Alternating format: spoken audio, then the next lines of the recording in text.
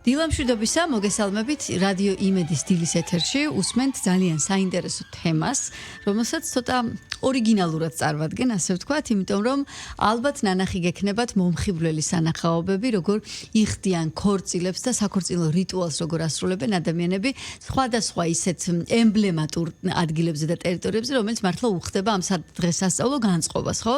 იქნება ეს მაგალითად პარიზში ეიფელის კოშკთან ახლოს, ვენეციაც ძალიან მოდურია, ბოლო წლების განმავლობაში საბერძნეთის თეთრი კუნძულებით ძალიან მოდაში შემოვიდა, ვისაც შორს მოგზაურობა შეუძლია და უყვარს, მას ძალიან ხიბლავს რიო დე ჟანეირო და ქრისტეს ქანდაკების ირგვლივ ტერიტორია და მოკეთ მსოფლიოში ბევრი წერტილი არის ასეთი, სადაც ადამიანები ცხოვრების ყველაზე მნიშვნელოვან დღეს აღნიშნავენ.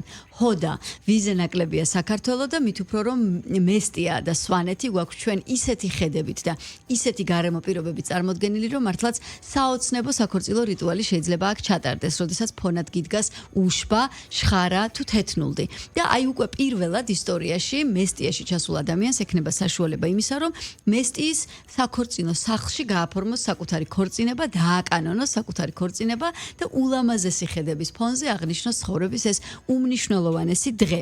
მესტიაში უნიკალური არქიტექტურის მქონე ქორწინების სახლის აშენება უკვე გადაწყვეტილია და მეტსაც გეტყვით, რომ სიმბოლური კაფსულაც უკვე ჩაშვებულია იმ ადგილას, სადაც უნდა აშენდეს ქორწინების სახლი.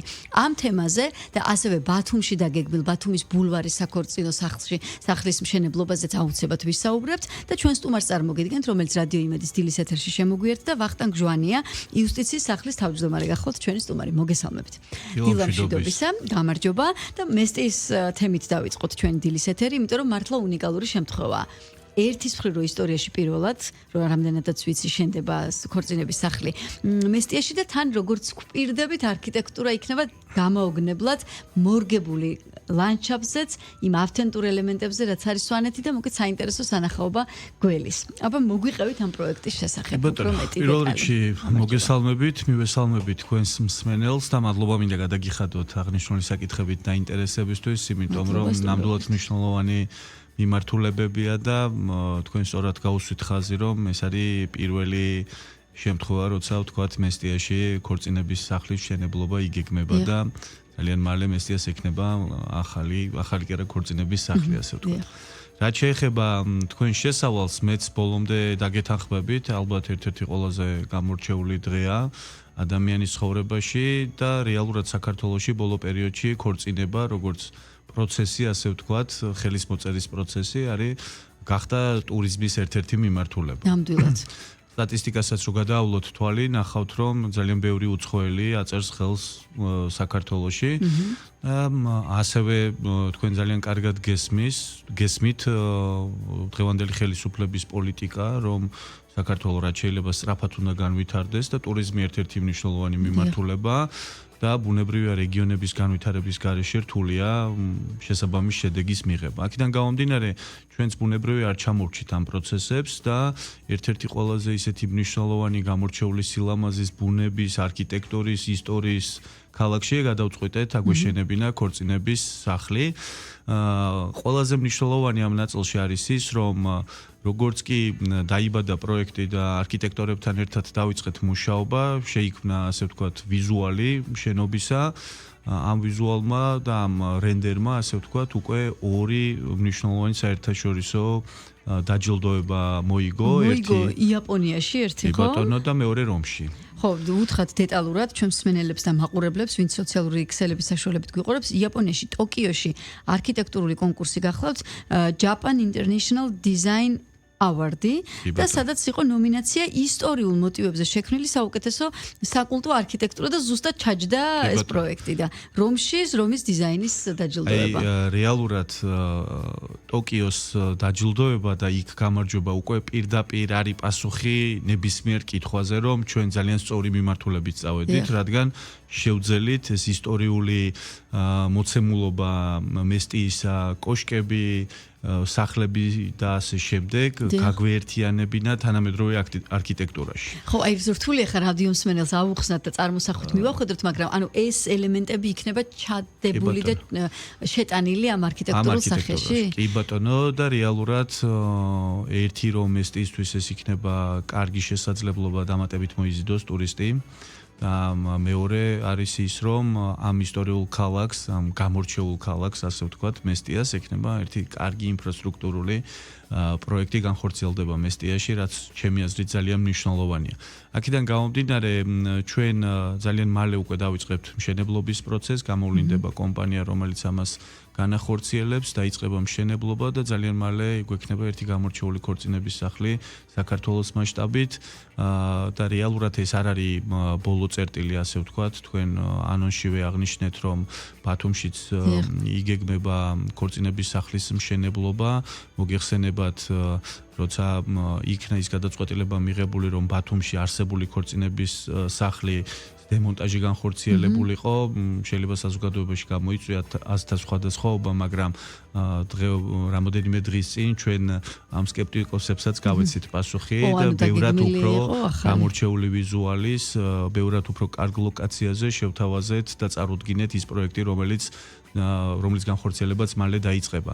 და ეს იქნება ბულვარში. ამაზე გადავალთ, ჯერ მესტია მინდა რომ ამოვწუროთ ბოლომდე. ესე იგი, როდისთვის არის დაგეგმილი სავარაუდოდ რომ რამდენხნიანი პროექტი უნდა იყოს, როდიდან გაიხსნება, ეს მაინტერესებს და ასევე ვიკითხავ, სანამ იქნებოდა ეს სახლი, უფრო სანამ იქნება, ჯერ არც არის, ხო?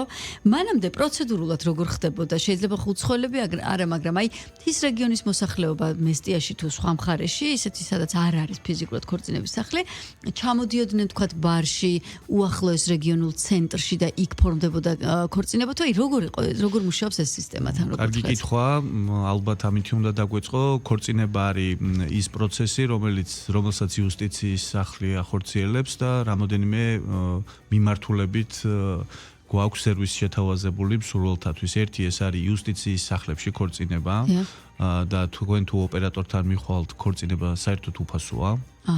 მეორე არის გასვლითი ქორწინებები, ანუ თქვენ შეგიძლიათ წინასწარ დარეკოთ ჩვენთან, დაჯავშნოთ კონკრეტული ტერიტორია, ადგილი, ეს იქნება მთაში, სანაპირო, არ აქვს მნიშვნელობა.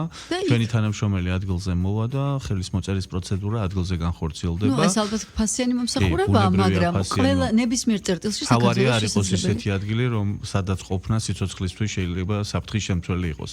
დანარჩენი ნებისმიერ ადგილას საქართველოს მასშტაბით შეგვიძლია ხელის მოწერის პროცედურა ჩავატაროთ და მესამე ეს არის ქორწინების სახლები და სივრცეები, რომელთა რაოდენობა არც ისე ცოტაა, ეს 6 ქორწინების სახლი გვაქვს, 28 ქორწინების სივრცე, აქედან გამომდინარე, აქაც შეგვიძლია წინასწარ რეგისტრაციის საფუძველზე ჩატარდეს აღნიშნული პროცედურა. ასე რომ ის რომ მესტიაში ამ მომენტისთვის არ ქონდა ქორწინების სახლი არ ნიშნავს იმას, რომ პროცედურა არ ჩატარებულა, ჩვენთან იუსტიციის სახლშიც ხელმისაწვდომი იყო მესტიის და ასევე გასვლითი ქორწინებებიც. ხშირი არის ხოლმე ესეთი რომ ეკავენ და ძალიან პოპულარულია. ასე რომ ამ ნაწილში ჩვენ ასე ვთქვათ ჩავარდნა არ ქონდა და სერვისის მიწოდების ნაწილში ბოლომდე წელგამართული ვიყავით. უბრალოდ ქორწინების სახლი არის დამატებით შესაძლებლობა იმისა, რომ კიდევ უფრო მეტად დაინტერესდეს, როგორც საქართველოს მოქალაქე, აქ ცხოვრები, თუნდაც უცხო ქვეყნის მოქალაქე და ასევე ტურისტი, რომ წინასწარ განსაზღვროს, დაგეგმოს, დაჯავშნოს და ამ ჯავშნებთან დაკავშირებითაც მინდა ვკითხრათ ორი სიტყვა, იმიტომ რომ ჩვენ ახლა ძალიან მალე გავაკეთებთ პრეზენტაციას ქორწინების ჯავშნის მოდულთან მიმართებაში. ეს ჯავშნის პროგრამა იძლევა შესაძლებლობას მსოფლიოს ნებისმიერი წერტილიდან აირჩიოთ ჩვენი ქორწინების სახლი, ან გასვლითი ქორწინების სერვისი, დაჯავშნოთ წინასწარ და რეალურად როგორც კი ჩამობრძანდებით ჩვენს ქვეყანაში იმ მითითებულ თარიღში, დროზე და ტერიტორიას ჩატარდება ქორწინების პროცესი. ასე რომ თუ არსებობს რაღაც სურათი, რომ ძირითადად სად ხდება ესეთი გასვლითი ქორწინებები, ან სად არის ხოლმე მოთხოვნა, უფრო მთა არის, უფრო ღირსშესანიშნაობები. მაგალითად მე რომ დავრეკო და ვითხოვ რომ მაგალითად უფლისციხეში ან ვარძიაში ან თუშეთში მინდა ქორწინების დაკანონება, ეს ცერემონიალი ჩატარდება ამათ ადგილზე. ჩატარდება, კი, ყველაზე პოპულარული ადგილები სეზონზეც არის დამოკიდებული ამაზე ცოტა რთულია საუბარი, მაგრამ თქვენს მიერ ჩამოთვლილი ლოკაციები და ასევე ზღვისპირა ტერიტორიები, მთა და ისეთი ისტორიული ქალაქები ყველაზე პოპულარული ლოკაციებია ზოგადად ამ მიმართულებით. ასე რომ ჩვენ კიდევ უფრო მეტად გვინდა ამ მიმართულების პოპულარიზაცია, სწორედ ამიტომაც ვაკეთებთ და ვიწყებთ სტრატეგიულ ადგილებში ქორწინების სახლის მშენებლობებს, ასევე ის ჯავშნის პროგრამა, რაზეც ვისაუბრე, ამას ყველაფერს ხელს შეუწყობს, ანუ უცხოელს ექნება შესაძლებლობა შევიდეს ჩვენს ვებგვერდზე ან MyGoG-ზე, ასე ვთქვათ, აირჩიოს ქორწინების სახლი, სადაც ვიზუალურადაც ექნება შესაძლებლობა დაათვალიეროს როგორც ექსტერიერი, ისე ინტერიერი, გადაწყვიტოს სად უნდა, თარიღიც აირჩიოს, დროც შეარჩიოს და რეალურად ჩვენ უზრუნველყოფთ იმას, რომ როცა დადგება ეს დრო, ყველაფერი მზად იყოს იმისთვის, რომ ან ოფიციალურად ხელი მოაწეროს. სრული სერვისი და ხელშეწყობა. კი ბატონო, ჩვენი მიზანიც და ზოგადად ხელისუფლების მიზანიც ეს გახლავთ, რომ ნებისმიერი სერვისი, რომელიც სახელმწიფოს გააჩნია, ყველასთვის იყოს თანაბრად ხელმისაწვდომი, განურჩევლად ლოკაციისა და კიდევ სხვა ბევრი მიმართულებისა, რის საფუძველზე შეიძლება ასე თუ ისე ვიღაცა მიფიქროს, რომ შეზღუდულია სერვისებზე წვდომა. პირიქით, ჩვენ როგორც იუსტიციის სახლებით, ისე ქორწინების სახლებით, ასევე იცით, რომ მობილური იუსტიციის სახლიც აქვს იუსტიციის სახლს და ამ მობილური იუსტიციის სახლებით ვფარავთ მიუწვდომელ ლოკაციებს, ცენტრიდან დაშორებულ ტერიტორიებს. ეს ყველა პროექტი, რომელსაც იუსტიციის სახლი აერთიანებს, სწორედ იმაზეა ორიენტირებული, რომ ნებისმიერი სერვისი არ აქვს მნიშვნელობა, ის იქნება პირადობა, მიწის რეგისტრაცია, ბიზნესის რეგისტრაცია, ქორწინება, ყველა თანაბრად იყოს ყველასთვის ხელმისაწვდომი. ბათუმზე ახლა უკვე შეგვიძლია გადავიდეთ, გვაქვს საშუალება და ბულვარში იგეგმება ამ განახლებული და ახალი ქორწინების სახლის აშენება, ხო? რა ტერიტორიაზე იქნება და როგორც ნახე, ეს იქნება რაღაცნაირად შეკვრა ერთად, რომ სამივე კომპონენტი არის ზღვის ლანდშაფტზეც მორგებული, თან თანამედროვე შენობა და თან სერვისები ხელმისაწვდომი. ბატონო, აღნიშნული ქორწინების სახლის მშენებლობა იგეგმება ახალ ბულვარში და რეალურად ამას სტრატეგიული დატვირთვაც გააჩნია, იმიტომ რომ ავტომატურად ქორწინების სახლის გაჩენა ნიშნავს იმას, რომ დატვირთვა გაიზრდება ამ ტერიტორიისა, რაც შეეხება არქიტექტურას. არქიტექტურა ისეა განსაზღვრული, რომ რადგან ზღვის ნაპირია, აუცილებლად ხედებით უნდა იყოს აღქმადი შენობიდან, გამორჩეული არქიტექტურის შენობაა და დარწმუნებული ვარ, რომ ერთ-ერთი ყველაზე პოპულარული ლოკაცია გახდება ბათუმში. ჩვენ ამ მომენტისთვის ბუნებრივია, როგორც სხვაგან ბათუმშიც გვაქვს შესაძლებლობა ქორწინება განხორციელდეს, როგორც იუსტიციის სახლებში და იცით, რომ ორი იუსტიციის სახლი გვაქვს ბათუმში, ასევე გასვლითი ქორწინებებიც აქტიურად გამოიყენება ბათუმის ტერიტორიაზე, განსაკუთრებით ეხლა როცა სეზონია და ძალიან ბევრი ადამიანი იყრის თავს ბათუმის ტერიტორიაზე, ასე რომ ესეც ერთ-ერთი გამორჩეული შენობა იქნება, რომელსაც საზოგადოებას ძალიან მალე შევთავაზებთ. რაც შეეხება ვადებს და ამ განხორციელების ეტაპებს, ბუნებრივია აღნიშნულ შენობებს აშენებს სახელმწიფო და აქედან გამომდინარე ყველა ის პროცედურა გასავლელია, რაც კანონმდებლობით არის განსაზღვრული. როგორც კი ეს პროცედურები დასრულდება და გამოვლინდება კომპანია, რომელიც ამ სამუშაოებს შეასრულებს, ამის მერე უკვე დაიწყება სამუშაოები. ჩვენ ბუნებრივია ამ პროცესებს, როგორც წესი და რიგია გავაკონტროლებთ მაქსიმალურად და საბოლოო ჯამში, როგორც მესტიას, ისე ბათუმს ექნება გამორჩეული არქიტექტურის, დიზაინის, ვიზუალის და შინაარსის მქონე შენობა, რაც ყველაზე მთავარია. ნუ ქორწინების სახლების შემთხვევაში შინაარსი ძალიან მნიშვნელოვანია, მაგრამ ფორმას რაც შეეხება, არა მხოლოდ ქორწინების სახლი, არამედ ზოგადად საქართველოში არსებული იუსტიციის სახლები ყოველთვის იქცევს ყურადღებას და უკვე რაღაცნაირად აზარტული გახდა იმაზე დაკვირვება, რომ აბა შემდეგი რომ აშენდება, როგორი იქნება. ეს დამთვალიერებლისთვის და უბრალოდ გამლელისთვისაც საინტერესოა და თავად არქიტექტორებისთვისაც ძალიან დიდი мотиваცია არის, იმიტომ რომ მე რამდენიმე კონკრეტული არქიტექტორი ვიცი ისეთი, რომელიც იუსტიციის სახლის პროექტით არაერთ საერთაშორისო არქიტექტურულ კონკურსზე მოხვდა, მონაწილეობა მიიღო, ზოგმა გაიმარჯვა და ასე შემდეგ. ანუ აი ეს კონცეფცია, დიზაინის ნაწილი, რომ ყოველთვის არის რაღაცნაირად თითქოს ამოვარდნილი და ახალი სიტყვა, თუ წინ ნაბიჯი, რომელიც მერე ირგვლივ უბანს და იმ ტერიტორიას რაღაცნაირად ითვისებს და თავის რელსებზე გადაჰყავს, ხო, სადაც იხსნება. ანუ აი როგორ მიდის ეს ხაზი და როგორ იგეგმება ხოლმე ყოველი ახალი კონცეფცია. ბატონო, თქვენ ალბათ დამეთანხმებით, რომ ზოგადად იუსტიციის სახლის კონცეფცია, მისი არსი და მნიშვნელობა უკვე გამორჩეული და განსაკუთრებული. აქედან გამომდინარე, ჩვენი მიზანიც არის ის, რომ შენობებიც ისეთივე განსაკუთრებული და მნიშვნელოვანი იყოს, როგორც ზოგადად ჩვენი დაწესებულების არსი არის და რეალურად როცა იწყება ხოლმე კონკრეტულ შენობაზე ფიქრი და მუშაობა, რამოდენიმე ისეთ გამორჩეულ არქიტექტორთან გვაქვს ხოლმე კომუნიკაცია და ესე ვთქვათ პატარა კონკურსივით ტარდება და საბოლოო ჯამში გამოვლინდება ხოლმე ყველაზე ისეთი საინტერესო შინაარსის და ვიზუალის მქონე პროექტი და ამის მერე უკვე ჩვენთან ერთად იწყება მუშაობა დეტალებზე, იმიტომ რომ მოგეხსენებათ იუსტიციის სახლის მუშაობას თავისებური სპეციფიკა ახლავს თან, იქ თანამშრომლების გადანაწილებას, რიგის მართვას და პროცესების მართვას აქვს ძალიან ბევრი ნიუანსი, რომელიც პროექტშივე უნდა იყოს გათვალისწინებული, ასე რომ მარტო ის რაც გარედან ხედავთ, ეგ საკმარისი არ არის, ხო? არ არის, მთავარი არის გადანაწილება, განლაგება, თქვათ, განშლა და ასე შემდეგ. აქედან გამომდინარე ჩვენი სპეციალისტები, რომლებიც ესე გამოირჩევიან თავიანთი ცოდნით და პრაქტიკული გამოცდილებით, მათთან ერთად უკვე არქიტექტორები მარტივად ახდენენ ხოლმე პროექტის, ასე ვთქვათ, შიდა დაგეგმვა შენობისა, რაც ძალიან მნიშვნელოვანია. ასე იწყება ყველა პროცესი, ბუნებრივი ასე დაიწყო მესტიაც, ასე დაიწყო ბათუმიც. ჩვენ ახლა ძალიან ამ დღეებში უკვე დავიწყებთ გამოვაცხადებთ შესყიდვას წალენჯიხის იუსტიციის სახლის მშენებლობისა, რომელიც ასევე ძალიან მნიშვნელოვანია თავისი შინაარსით.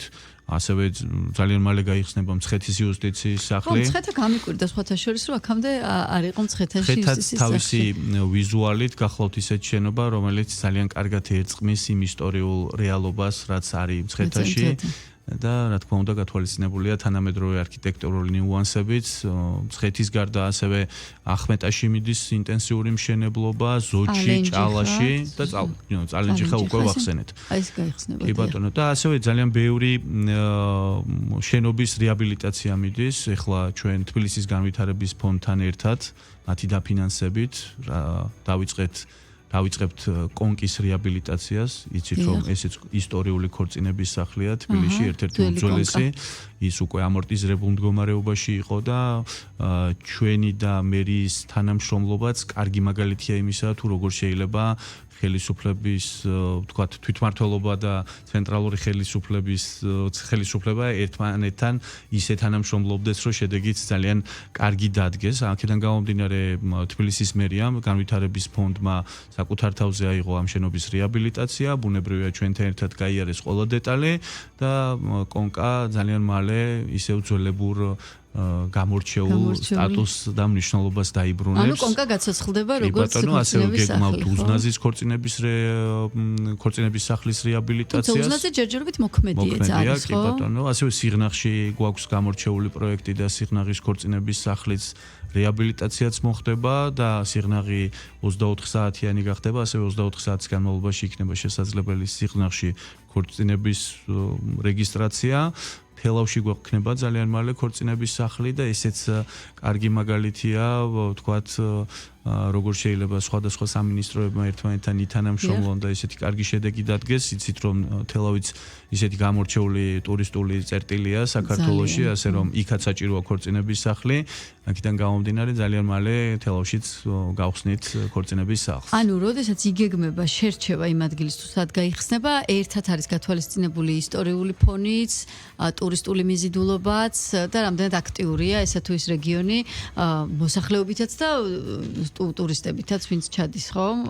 რამოდენიმე ძირითადი ნიუანსი უნდა იყოს გათვალისწინებული. ერთი ეს არის პირველ რიგში, რა თქმა უნდა, სერვისის საჭიროებასთან დაკავშირებული მოცემულობა, თუ მიწოდების ნაწილში არის შეფერხება, ბუნებრივია ჩვენ გვაქვს შესაძლებლობა ან დავადგეთ იმ გზას, რომ მობილური იუსტიციის სახლით დავფაროთ ეს ტერიტორია, ან შენობა ავაშენოთ და იქ გქონდეს ინფრასტრუქტურა, სადაც ჩვენი თანამშრომლები იქნებიან წარმოდგენილნი. ბუნებრივია ისტორიას აქვს განსაკუთრებული მნიშვნელობა, როცა საუბრობთ არქიტექტურაზე და მის ვიზუალზე. ასევე ძალიან დიდი მნიშვნელობა აქვს იმას, თუ რამდენად ტურისტულად არის დატვირთული და ჭირდება თუ არა მას კიდე ჩვენი მხრიდან დახმარება იმისთვის, რომ კიდე უფრო გაძლიერდეს ტურისტების დაწოლა კონკრეტულ ქალაქზე.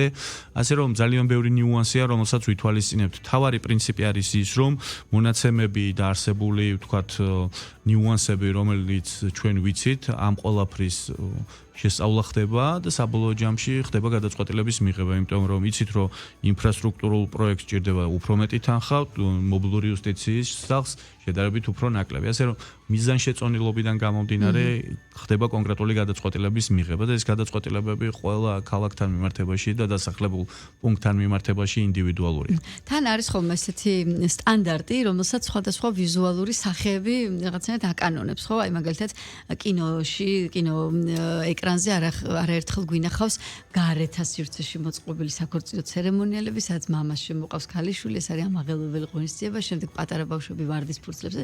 რაღაცა არის ჩაბეჭდილი ესეთი სცენები, რაც თითქოს შორს სადღაც ხდება, შორს არის, მიხვდით და როდესაც თქვათ აი ეს ასე ინტენსიურად ბევრი ქორწინების სახლის გამართვა და თუნდაც ეს გამოძახების სერვისი გახდება უფრო პოპულარული. საერთო ჯამში თუ მოახდენს მენტალიტეტის შეცვლასაც იმისთვის, რომ ჩვენთან შეიძლება თქვათ ასეთი ლამაზი ცერემონიალი დაიგეგმოს ეს ერთი. თავად ქორწინების როგორც აქტის პოპულარობას თუ შეუწყობს ხელს და აი როგორ ფიქრობთ, საერთო საზოგადოებრივ სურათზე რამდენად იმოქმედებს ესეთი რამ? უნებრევია, დარწმუნებული ვარ, რომ შეუწყობს. გასვლით ქორწინებები დღესაც ძალიან პოპულარული მიმართულებაა. თქვენი აღწერილი ცერემონიაც ვიცი რომ ხშირად არის ხოლმე დაგეგმილი, ასე რომ რაც უფრო მეტად გავაკეთებთ აქცენტს იმაზე, რომ იუსტიციის სამინისტრო, იუსტიციის სახლი და ზოგადად სახელმწიფო მაქსიმალურად ხელს უწყობს ყველა იმ ძირითად მიმართულებას, რის საჭიროებაც ქვეყანაში არსებობს და მე არ ვსაუბრობ მხოლოდ და მხოლოდ ჩვენს მოქალაქეებზე, ვსაუბრობ უცხოელებზე, ტურისტებზე და სწორედ ამის გამოძახილია თუნდაც მესტიის ქორწინების სახლის მშენებლობის დაწყება, ბათუმში ახალი ქორწინების სახლი და თუნდაც სხვა რეაბილიტაციები, რომელზეც მე დეტალურად ასე ვთქვათ ინფორმაცია მოგაწოდეთ, ჩათვალეთ, რომ ბევრად უფრო პოპულარული გახდება. რაც შეეხება ქორწინების რეგისტრაციას, ნებისმიერი ადამიანისთვის ამას ძალიან დიდი მნიშვნელობა აქვს, იმიტომ რომ ქორწინების რეგისტრაცია სამართლებრივი კუთხითაც ძალიან ბევრ მნიშვნელოვან შედეგს, სამართლებრივ შედეგს წარმოშობს ხოლმე. აქედან გამომდინარე, ერთი მხრივ შესაძლებლობა უნდა მივცეთ საქართველოს მოქალაქეებს და არა მარტო მათ კონდეთ ძალიან ახლოს ის ადგილი, სადაც ხელის მოწერა შეძლებენ და მეორე მხრივ, რა თქმა უნდა, სამოქალაქო ცნობიერების ამაღლების კუთხითაც დეტალურად უნდა აუხსნათ თუ რა სამართლებრივი მნიშვნელობა გააჩნია ზოგადად ხელმოწერის პროცედურას. ასე რომ ეს ორი ძირითადი მიმართულება თუ გვექნება ძლიერი და ჩემი აზრით ამ ნაწილში მოწოდების სიმაღლეზეა სახელმწიფო, ჩათვალეთ, რომ შედეგიც ბევრად უფრო ისეთი მასშტაბური იქნება, ვიდრე შეიძლება რამოდენიმე წლის წინ მოგვიაზრებინა და გვეფიქრა. ასე რომ ეს არის ის ძირითადი მიმართულება, რაზეც დღეს ვსაუბრობთ, თორე რეალურად არის ძალიან ბევრი სხვა მიმართულება, რომელზეც იუსტიციის სახლი აქტიურად მუშაობს და იუსტიციის სახლი არ არის მარტო ინფრასტრუქტურული პროექტები, ეს შეიძლება რეალურ მოცემულობაში არ იყოს პირველხარისხოვანი მიმართულებაც, იმიტომ რომ ჩვენთვის თავარია შინაარსი, ხარისხი, სერვისების რაოდენობა, სერვისების მიწოდებასთან დაკავშირებული საკითხები, რომელზეც ყოველდღიურ რეჟიმში აქტიურად მუშაობთ. და ბუნებრივია ინფრასტრუქტურა არის ერთ-ერთი ყველაზე მნიშვნელოვანი ამ ყველაფერთან ერთად, იმიტომ რომ ადამიანი, რომელიც ჩვენთან მოდის, ის კომფორტულ გარემოში უნდა მოხვდეს, თავი უნდა იგრძნოს იმ ქვეყნის შვილად, სადაც ყველაზე მთავარი საზრუნავი და პრიორიტეტი ადამიანია და მისი ინტერესების დაცვა და აქედან გამომდინარე ექცევა ინფრასტრუქტურულ პროექტებსაც განსაკუთრებული მნიშვნელობა. რაც შეეხება შინაარსს, ალბათ ყველა დამეთანხმება, ვინც იუსტიციის სახლში ერთხელ ნამყოფი მაინც არის, რომ იუსტიციის სახლის მოწყობა და ზოგადად მისი საქმიანობა მხოლოდ და მხოლოდ მოქალაქეზეა ორიენტირებული. აქედან გამომდინარე ჩვენი მთავარი მიზანი არის ის, რომ თქვენ როგორც კი მიბრძანდებით იუსტიციის სახლში, თანამშრომელი, რომელთანაც კომუნიკაცია გექნებათ, შტაბ-ეშტილება პირველი და საბოლოოდ უნდა იყოს ის, რომ შეხვდით პროფესიონალ სახელმწიფოს წარმომადგენელს, რომელიც კონკრეტული ფუნქციით არის აღჭურვილი და მისგან მიიღეთ ყველაფერი, რაც კი გინდოდათ. ბუნებრივია სამართლებრივ ჩარჩოებში. და ასევე ძალიან სწრაფ ტემპში, იმიტომ რომ ის ძველი წლები, მე მგონი ნელ-ნელა უკვე დავიწყებისკენ მიდის, ხო, რომ თითო საბუთის გაკეთება სჭირდებოდა რაღაც ბიუროკრატიული ლოდინი, ჭყალებში ვთქვათ ჩაწყობა და რაღაც უამრავი რთული ეტაპის გადალახვა და მე მგონი ამ რამდენიმე წლის განმავლობაში რაც იუსტიციის სახლი უკვე ესე გამართულად მუშაობს, ნელ-ნელა ის მეხსიერებაში მივიწყებისკენ მიდის, არა, შეიცვალა სტანდარტი. რა თქმა უნდა და ჩვენ არ უნდა დაგვაუწყდეს, რომ როცა იუსტიციის სახლზე ვსაუბრობთ 500-ზე მეტ სერვისზე, რომლის რაოდენობა დრო იცვლება და იზრდება. წლის ბოლომდე ეს რაოდენობა კიდევ უფრო მეტად გაზრდილი იქნება. რეალურად იუსტიციის სახლი არის ერთგვარი ჰაბი და უფრო მეტად გახდება სერვისებისა მთელ ქვეყანაში და ეს ბუნებრივიც არის, იმიტომ რომ ამ მომენტისთვის 127 ფილიალი გვაქვს საქართველოს მასშტაბით და 20 მობილური იუსტიციის სახლი მუშაობს. და რაც შეეხება სისწრაფეს და ესე უფრო მეტად გამარტივებას ამ სერვისებზე წვდომასთან დაკავშირებით, ჩვენ ძალიან მალე დავაანონსებთ და შევთავაზებთ საზოგადოებას, თუნდაც ხელოვნური ინტელექტის როგორ შეიძლება გამოვიყენოთ იუსტიციის სახლების მუშაობის პროცესში. პირველ ეტაპზე ეს იქნება ჩატში ხელოვნური ინტელექტის გამოყენება, მერე უკვე სატელეფონო ცენტრის საქმიანობაში ხელოვნური ინტელექტის გამოყენება, იმიტომ რომ იცით რომ იუსტიციის სახლს აქვს 24 საათიანი სატელეფონო ცენტრი. მე სურეკავ ხოლმე. ასე რომ რაღაც ეტაპზე შეიძლება ესე ვთქვათ ხელოვნური ინტელექტის გამოყენებით მიიღოთ ხოლმე პასუხები, რაც და ეს სოციალური მომსახურება 24 საათიანია, ეს არ ვიცოდი, ანუ სატელეფონო ცენტრი 24 საათიანია, დიახ. სამუშაო საათებში ვეკავდი ხოლმე და ყველაზე მთავარი არის ის, რომ თვითმომსახურებების სივრცეების განვითარება გვინდა, რაც ძალიან მნიშვნელოვანია. ადამიანს, რომელსაც აქვს უნარები ძალიან მარტივი ასე ვთქვათ პროცედურები ჩაატაროს, თუნდაც პლანშეტზე ან კომპიუტერზე, მას ექნება შესაძლებლობა რიგი სერვისებისა დამოუკიდებლად თავისით მიიღოს. და ეს თვითმომსახურებების სივრცეების განვითარება მოგცემს შესაძლებლობას, რომ ის ლოდინის მინიმალური დროც კი, რაც არის დღეს იუსტიციის სახლებში, ისიც კი შევამციროთ. ასე რომ ჩვენი ძირითადი მიმართულებები არის შინაარსი, სერვისების, თქვათ, ხარისხის გაუმჯობესება, წვდომის გამარტივება, ბუნებრივია იმ ხარისხის შენარჩუნება, რაც იუსტიციის სახლებში არის, ახალი ლოკაციების შეთავაზება საზოგადოებისთვის და საბოლოო ჯამში ამ ყველაფერს თუ გავაერთიანებთ, ჩვენ თავარ მიზანს წარმოადგენს ის, რომ თავარი პრიორიტეტი იყოს ადამიანი და ყველაფერი რაც იუსტიციის სახლში კეთდება, იყოს მხოლოდ და მხოლოდ ადამიანზე, ჩვენს მოქალაქის ინტერესებზე ორიენტირებული. და ბოლოს ფორმა, მომხიბვლელი ვიზუალური მხარე, რომელიც თან ახლავს იუსტიციის სახლებს და ახლა უკვე ქორწინების სახლებსაც დაამშვენებს, ხო? უნდა დაველოდოთ მესტიის ქორწინების სახლის გახსნას და ძალიან მაინტერესებს, ვინ იქნება პირველი ქართველი და პირველი არაქართველი ტურისტი, ასე ვთქვათ, ვინც დაარეგისტრირდება და დააფიქსირებს პირველ ქორწინებას. დარწმუნებული ვარ, სურვილების რაოდენობა დიდი იქნება. მეც დარწმუნებული ვარ ამაში და მით უმეტეს თუ იქნება ეს სეზონური ესეთი პერიოდი, იქნება ალბათ არაჩვეულებრივი სანახაობა და დარწმუნებული ვარ, პომპეზურად გაშუქდება კიდეც პირველი დაფიქსირებული ქორწინება მესტიის ქორწინების სახლში. მოკლედ ველოდებით ამ სახლების გახსნას და ველოდებით როგორი იქნება რეალურ რეჟიმში უკვე ამ ვიზუალის გადმოტანა რენდერიდან, ასე ვთქვათ, მესტიაში. მის სამართით შეგვიძლია ვთქვათ, სად გაიხსნება მესტიის ქორწინების სახლი. ქართველი პოეტი, სვანი პოეტი რევაზ მარგიანი, ყველამ ვიცით, მისი სახელობის ქუჩაზე იქნება ეს ყველაფერი და ასევე მნიშვნელოვანია, რომ იქვე გაიხსნება რევაზ მარგიანის სახელობის სახლ-მუზეუმი და მოკლედ ყველაფერი იქნება ეგ ნაწილი მინდოდა მეც დამემატებინა და ძალიან კარგი რომ ამას გაუსვით ხაზი, რეალურად როცა დაიწყო საუბარი მესტიაში ქორწინების სახლის მშენებლობაზე, მუნიციპალიტეტი იყო განსაკუთრებით აქტიური და ის ტერიტორია, სადაც ჩვენ ქორწინების სახლის აშენება გვინდა, სწორედ იმ ტერიტორიაზე განთავსებული მარგიანის სახლ-მუზეუმი. ამიტომაც ამ პროექტით ორი მნიშვნელოვანი რამ გაკეთდება, ერთი ქორწინების სახლი აშენდება მესტიაში და მეორე განახლდება და ისეთ კარგ ფორმას და ვიზუალს მიიღებს მარგიანის სახლ-მუზეუმიც, რომელიც მეორე სართულზე განთავსდება ამ შენობაში, ასე რომ მუნიციპალიტეტის სწორი პოლიტიკით და რა თქმა უნდა ჩვენი მხარდაჭერით ბუნებრივია კარგი შედეგი დადგება და მივიღეთ უკვე. პოეზიაც სიყვარულს უხდება და სიყვარულის დაკანონება აქ მოხდება პოეტური თანხლებით. სხვათა შორის აი ერთს დავამატებ, თუ შეიძლება რეაბილიტაციაზე რო თქვით, კონკა ახსენეთ და ასევე უზნაძის ქორწინების სახლი, ხო? იმედი მაქვს იმ ისტორიულ ელემენტებს, რაც არის შემორჩენილი, აუცილებლად შეინარჩუნებს, იმიტომ რომ სხვა თუ არაფერი ეს კონკის ძველი საბჭოთა პერიოდის ბარელიეფი რაც არის, ძალიან ისტორიული და ლამაზი და უკვე კულტურული მემკვიდრეობა, იმედია ეს ყველაფერი ეს ელემენტები დარჩება, ხო? გათვალეთ რომ კონკა გარედან იქნება ზუსტად იგივე ვიზუალის, რა ვიზუალიც ქონდა, რაც შეეხება შიგნით, ბუნებრივია ბევრი ელემენტი შეიცვლება, შიდა ვიზუალი და იგივე შემიძლია გითხრათ უზნაძეზეც, ყველა ნიუანსი, რომელსაც თავისი ისტორიული თუ შინაარსობრივი დატვირთვა აქვს, ყველაფერი იქნება შენარჩუნებული. ზუსტად იგივე მიდგომა გვაქვს სიღნაღთან მიმართებაშიც, ისიც იცით რომ ისტორიული შენობაა, აქედან გამომდინარე, როგორც კი დაიწყო საპროექტო სამუშაოები, ჩვენი ძირითადი მოთხოვნა არქიტექტორებთან მიმართებაში სწორედ იყო ის, რომ არც ერთი მნიშვნელოვანი ნიუანსი არ უნდა შეცვლილიყო და ბუნებრივია მის მერე უკვე შემოწმებაც მიმდინარეობს ესე ძალიან მკაცრად, ასე რომ თეორიულად შეგვიძლია გამოვრიცხოთ, რომ ისეთი ნიუანსები, რომელიც ამა თუ იმ შენობას, რომელზეც ახლა ჩვენ ვისაუბრეთ, ახასიათებდა, ყველაფერი შენარჩუნებული იქნება. ძალიან კარგი.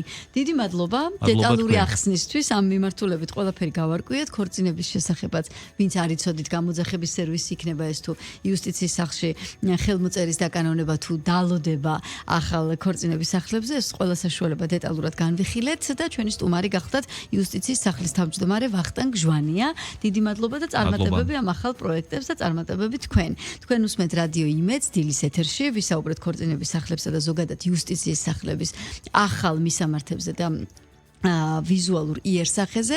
მე ახლა დროებით დაგემშვიდობებით და რამდენიმე ხანში შემოგიერთებით უკვე ახალი თემით, მაგრამ თავარია რომ თქვენ დარჩეთ ჩვენს ტალღაზე FM 105.9-ზე და მოусმინოთ რადიო იმედს. დროებით.